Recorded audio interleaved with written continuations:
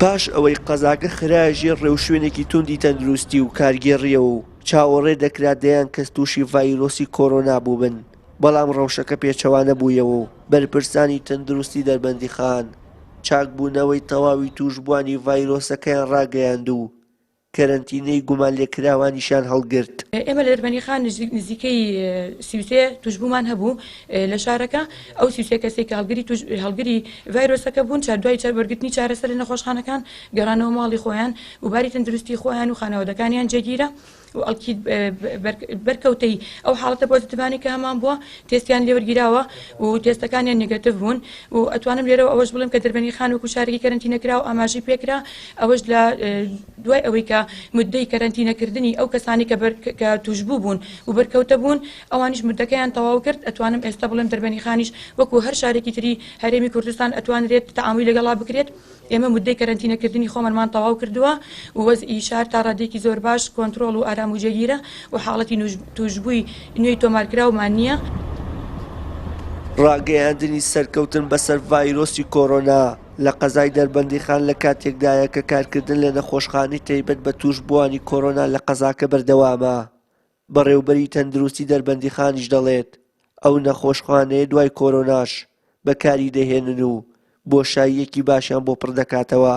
خۆرێکی ئەم شارە بەڕێز کاک عوسمانی حاجی حەمەسەئی هەستەوە بە دروستکردنی نەخۆشخانەیەک لە کاتی بڵاوبوونەوەی پەتاکە و ڕوبەڕووبوونەوەی حاڵەتەکان و ئێمە دەستەوسان نەوەستاوی نەتاوەکو بەروارەی کە بەڕێزیان بیناکە تەواوەکەن هەستین بەکردنەوەی بەشێک لەناو بینایی نەخۆشخانە بۆ ڕوبەڕووبوونەوەی حاڵەتەکان کە ئەو بەشەش لەلایەن پزیشکانی پسپۆڕ و پزیشکانی پلەبەند و هەروەها کارمەندانی تەندروستی بە بەردەوامی لە ئیشی خۆیان و ئاوتپێشن کلینیکێک ڕۆژانە لە 8 بانی هەتاوەکو 12 شەو لە خزمەتی هاوڵاتیانیان بۆ پێشوازیکردن لەو نەخۆشانەی کە هەڵگەری نیشانەکانی نەخۆشیەکە بن و لە ڕێگەی تیمەکانیشەوە پاشان ئەگەر حاڵەتێکی پۆزیتیڤە بووایە سەردانی ماڵەکان ئەکرا و بە دوچوون بۆی ئەکرا. لە ماوەی ڕابردوودا نزیکەی 500 پشکنی لەلایەن تیمە تەندروستیەکانی قەزای دەربەندیخان بۆ بەرکەوتوانی 33 توشبووەکەی شارەکە ئەنجامدرا بوو.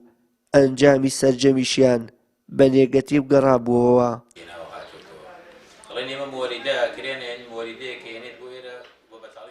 قایمقامی قەزای دەربەندیخانی سوپاسی خێرۆمەندانی شارەکەی دەکات کە لەو دۆخە دوژواری دەربەندیخانەکانی تێکەوتبوو دەستگیرۆییان کردن.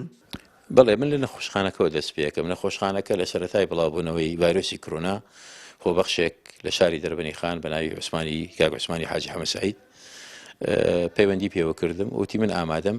پاشەوە ئێمە بانگەوازێکمان بڵاو کردەوە کە ئامادەم لەسەر ئەرکی خۆم خستەخانەیەک دروست بکەم بۆ شاری دەربەندیخان کە پێک بێت لە 16 بێت واتە 16 قەرەوێڵە بە هەموو مشتەمەلاتەکانی واتە مۆنیتەر و جیهازی هێناسەدانی بۆ بکرێت لەگەڵ مشتەمەلاتەکانی پێداویستەکانی تری کە ناو خستەخانەوەردەکانی بۆی دابین نەکات. ئێمەش سوپاسمان کرد خۆشحاڵی خۆمان دەربڕی پێشنیارەکەمان خستە بەردەم تەندروستی و پێمان وا بوو بیدایەت کە هەندێک کەس پێی وا بوو کە شوێنی مانەوەی دکتۆرەکانیش گرنگە ئەو بڕیاریدا دوو کابینەشمان بۆ بێنێ بۆ شوێنی مانەوەی دکتۆرەکان واتە ئەو کێشەیەش حەل بێت.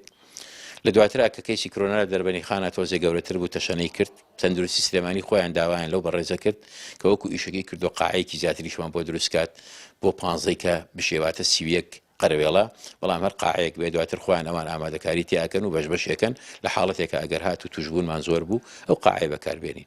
لە ئێستا بەردەوامە لە ئیشکردن تیا و هیوادارین بە زووترین کات تەواوی کات.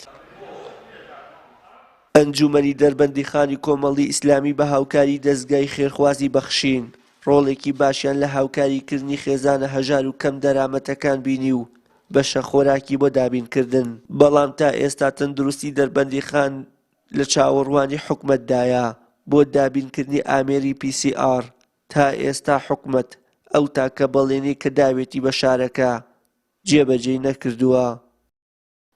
وشیان محەممەد، کەناڵی ئاسمانی پەیام، دەربەندیخان.